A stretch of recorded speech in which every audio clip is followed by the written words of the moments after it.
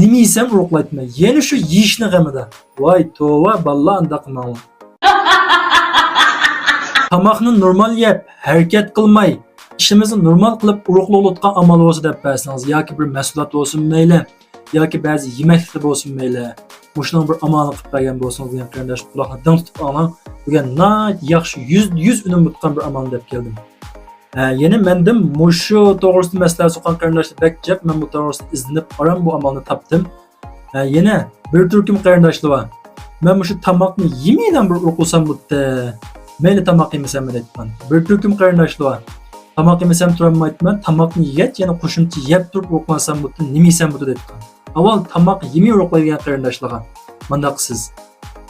Tamoq yemay uruqlasangiz bo'lmaydi. Bu xatarlik, badan ojizlab ketadi. Etdiyanlik tamoq bilan, nashtalik bilan kech tamoqni chuqum yeysiz. Etdiyanlikni quvvatli yeysiz. Oqsil turdagi yemeklikni ko'p yeysiz. Tuxum, biliq, rak, süt, mig'iz turdagi narsalarni.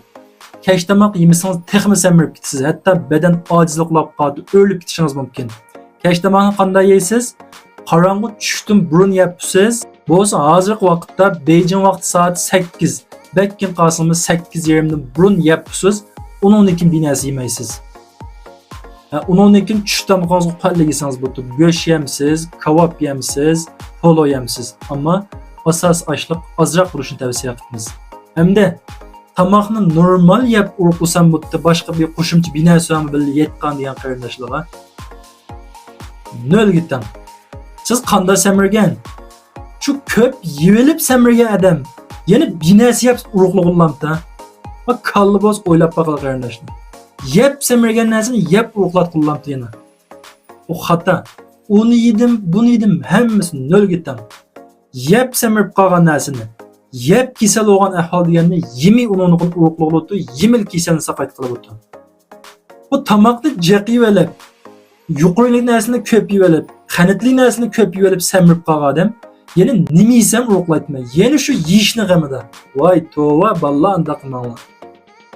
Buni yemay uruqlaytmiz. Qanday qilamiz? Tatliq turimni ko'p yeb olib samirib qolgan qarindoshlar tatliq turimni qat'iy yemaysiz. Farz tutasiz. Tamoqni ko'p yeb olib samirib qolgan qarindoshlar tamoqning miqdorini ozaytasiz. Hatto tamoqni ko'p yeb olganlik sababidan oshqozon yo'nab ketib, oshqozonni kestirayotgan ahvol va qarindoshlar bu sal qilayotgan ish emas. Tamoqni jaqib olmang, diabetlab qolasiz. Bulabmi kech tamoqni? Bayanmi dedim? Kech tamoqni mayli qanday odam bilan uruqlayotgan bo'lsin, kasal to'g'risi kutinish qilgan bo'lsin va yoki normal odam bo'lsin, cho'qim qorong'i tushdan burun yeb bilan yenik tamoqni ham sayko'tdan asos qilgan kech tamoqingizga. Uruqlayotgan qarindoshlar bulabmi? Tushdan keyin tarafda meva yeyishga bo'lmaydi. Bulabmi yetishdan burun meva yeyishga qat'iy bo'lmaydi. Tushdan burun atdigandan tushgacha 2 litr suv ichib siz, cho'qim ichib siz. Bo'lsa ilmon qaynoq suv ichib siz. Atdiganni qupablam 1 stakan ilmon qaynoq suvga bir qo'shiq hasalni silib o'tib, buni ichib o'tib, o'burni ichib ichingizni pokizlaysiz. Qavziyatingiz bo'lsa, cho'qim qavziyatingizni o'ngshaysiz. Mushundaq uruqlaytmiz, lekin mendan nima yesam uruqlaytma debdan qarindoshlar bo'lsa, men endi tillab soatma. Yana shu yeyishni g'amillab qolgan qarindoshlar bo'lsa, men tillab soatma. Shunga Mavu ideya uchiq bo'lsin. Yeb tapqan kasalni yemay o'ngshaytmiz. Yemay tapqan kasalni yeb o'ngshaytmiz. Nima ishni ko'p qilib, nima yemekni ko'p yeb olib paydo qilgan ahvol bo'lgan bo'lsa, shuning miqdorini ozitib turib o'ngshamasak bo'lmaydi.